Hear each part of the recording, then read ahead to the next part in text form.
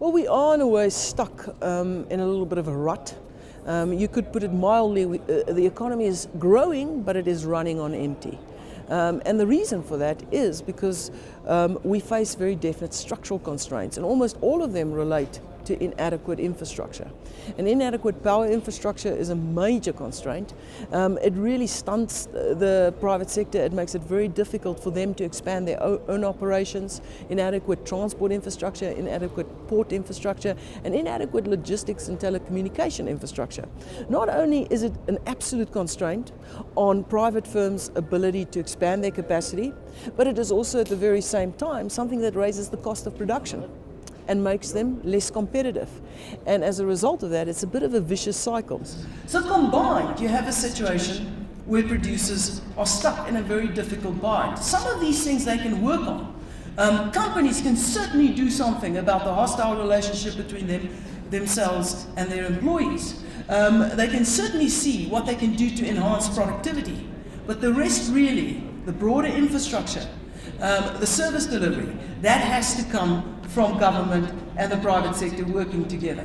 So really the key for South Africa is now in government's hands, whether they like to admit it or not. They ultimately have to deliver on those key infrastructure projects, finish a Medupi, finish a Kusile, get the power onto the grid, finish expanding rail capacity, or start at the very least, expand port capacity. Those are the things that we have to deal with. And the problem with infrastructure is it takes time to put in place.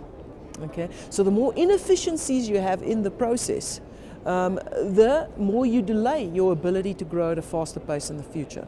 We started growing again in the second half of 2009, and theoretically, we are now in a recovery phase. From one quarter to the other, we are growing. And if you look at it from a purely GDP perspective, we are well above the level where we were before we entered recession. So if you look simply at the goods and services produced in this country, we've put the recession well and truly behind us. Unfortunately, if we look at this recovery, the problem with this recovery is that it doesn't feel much like a recovery, does it?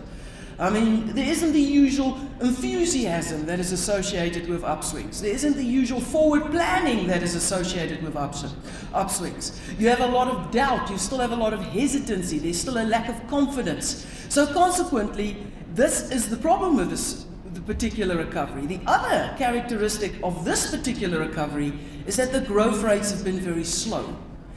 We don't foresee that we're going to fall into recession. That's the upside. We don't think this economy is suddenly going to shrink. When they do finally finish a power station, there will be an uptake of activity, just naturally, in South Africa. But the reality is, in the interim, you're constrained. So you're growing at a very modest and slow pace. And that puts pressure on your systems. Because we're underperforming relative to other emerging markets, and emerging markets are, at the moment, also underperforming relative to some resurgent advanced countries like the US. You are seeing it's harder to attract capital, it's more expensive to attract capital, you see the rand come under pressure, you see greater inflationary constraints, and interest rates sort of being suspended there in the middle of nowhere. So this is a sort of situation that we're probably going to live with for another year to 2 years, and thereafter I do think we'll start to see a more rapid growth in South Africa. We've seen a significant loss in international competitiveness. There's no doubt about it, and our ability to compete. And that has to do with the escalation in cost. So South African producers have experienced a huge escalation in cost.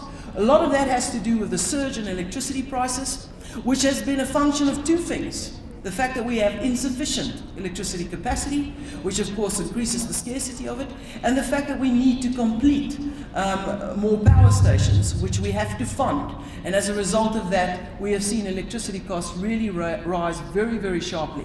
Now, if electricity cost is doing that to your cost structure, you have to get your benefit and your gain elsewhere in the cost structure.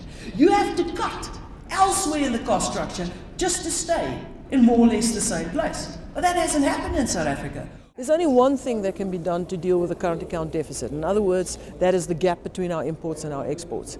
The one way of doing it is containing consumer spending. So you force imports down. Now in South Africa during the apartheid years, that's what they did. But that's not really the long-term answer. The long-term answer is you boost exports. The long-term answer is very simple. You boost exports. In order to boost exports, you have to deal with the issues we've just spoken about. Put the infrastructure in place.